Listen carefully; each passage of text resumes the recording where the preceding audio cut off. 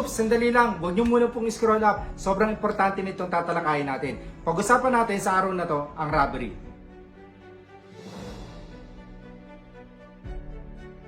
Ang robbery ay may iba't ibang klaseng pangyayari.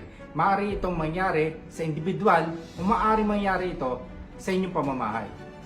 Kung tayo may pupuntahan ng lugar at meron tayong sasadyain, laging isipin na maging alerto po tayo sa bawat oras. Isipin natin kung yung pupuntahan na lugar natin ba ay safe at kung maraming tao ba ito sa paligid.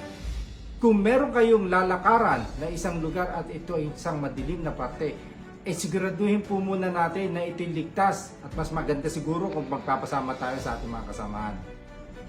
Ikandado po natin mabuti ang ating mga bahay, siguraduhin naka-double lock yan. Mas mainam kung meron po tayong extra na budget, maglagay po tayo ng mga security cameras natin. Sa panahon ngayon, meron na po tayong mga security cameras na po pwede nyo po i-view siya kahit saan po kayong lugar through wifi lang.